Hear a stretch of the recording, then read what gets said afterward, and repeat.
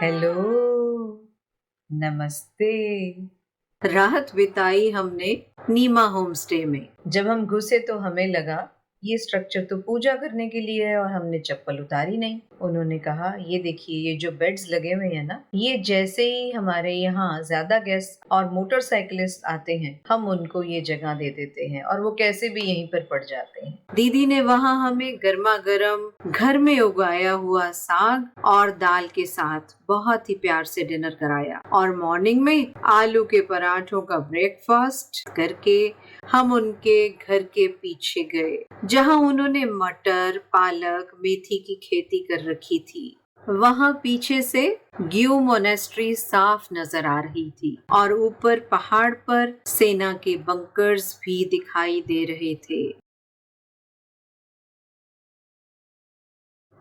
उनसे विदा ली और हम निकले ग्यू मोनेस्ट्री की तरफ। और आप इस बेईमान मौसम को देखिए।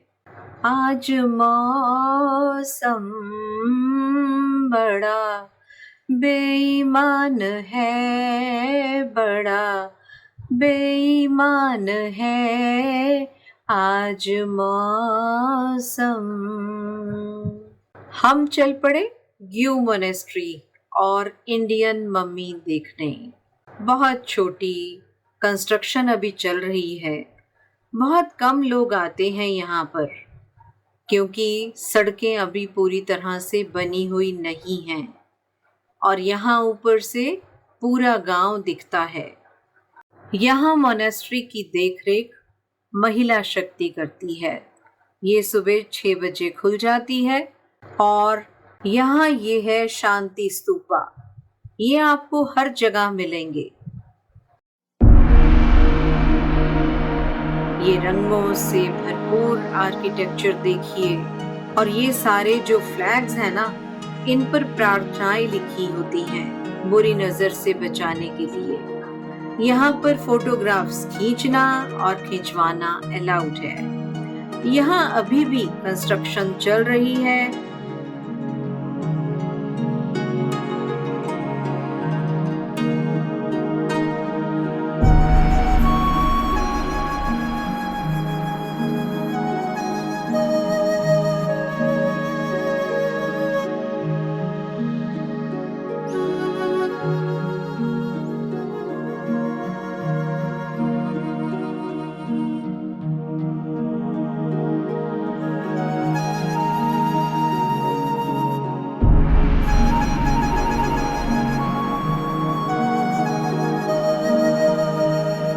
रंगों की बहार हर तरफ। मोनेस्ट्री में डिफरेंट तरह के बुद्धा।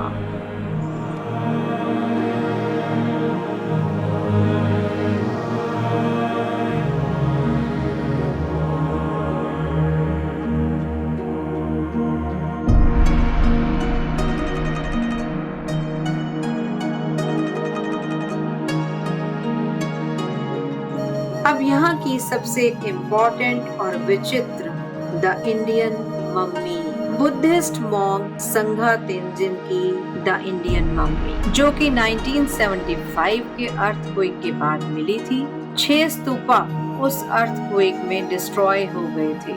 1981 में जब इंडो तिब्बतन बॉर्डर पुलिस ने अपने बंकर्स की खुदाई की, उस खुदाई में ये मम्मी मिली। 2002 में या ऑक्सफोर्ड यूनिवर्सिटी से इस पर रिसर्च करने के लिए साइंटिस्ट बुलाए गए।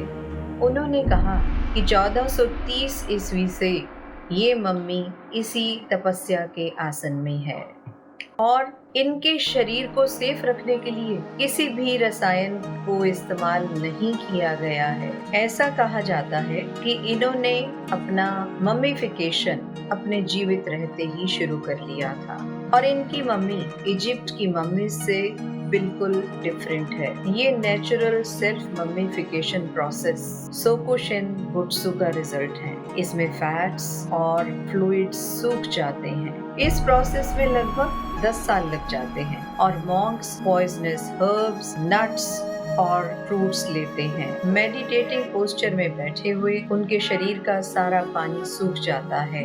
और ये देखिए संगा तेंजिन की मम्मी को वो कैसे बैठे हुए हैं। उनकी आंखें धंस चुकी हैं, उनके दांत बाहर की तरफ निकले हुए नजर आ रहे हैं और बिल्कुल ही तपस्या के पोज में वो बैठे हुए हैं। उनके शरीर में कोई भी फैट और मॉइस्चर नहीं दिखाई दे रहा है और इन्हें लिविंग बुद्धा भी कहते हैं।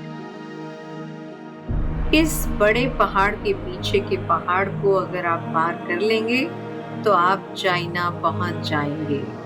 हमने काफी समय बिताया, काफी सारी पिक्चर्स खिंचवाई और उसके बाद हम निकले नाको की तरफ, डिस्ट्रिक्ट स्पीति से निकलकर डिस्ट्रिक्ट किन्नौर की तरफ, और नज़ारा ही बदल गया।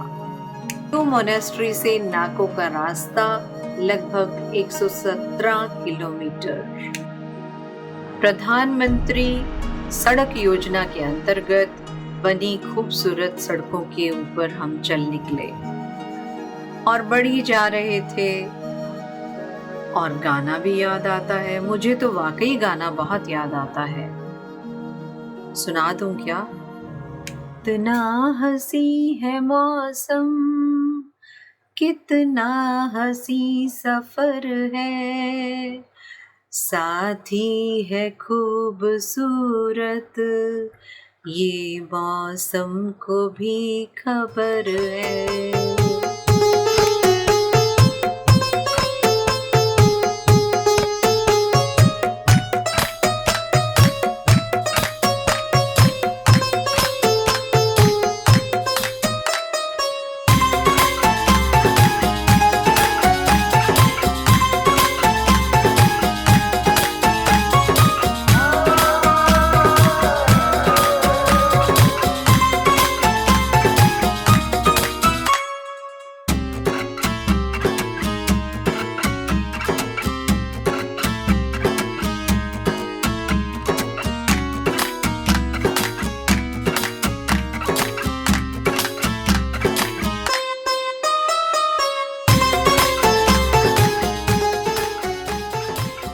तय किया कि हम नाको बस स्टैंड पर थोड़ा वक्त बिताएंगे। उसके इर्द गिर्द से हमें क्या नजर आता है वो हम देखना चाह रहे थे।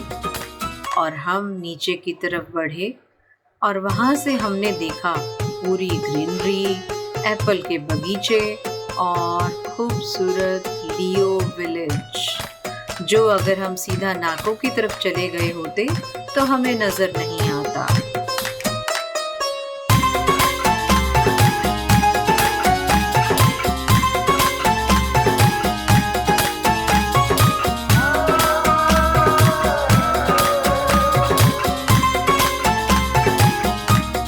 कुछ देर बैठने के बाद हम चल पड़े नाको की तरफ। वहां हमारी बुकिंग थी lake view haven home stay में, बिल्कुल ही लेक के ऊपर।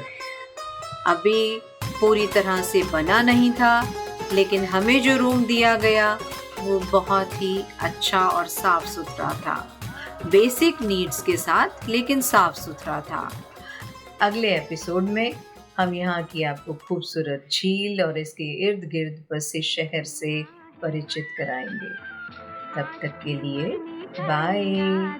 अपना ध्यान रखिएगा, अपना प्यार हम पर बनाए रखिएगा।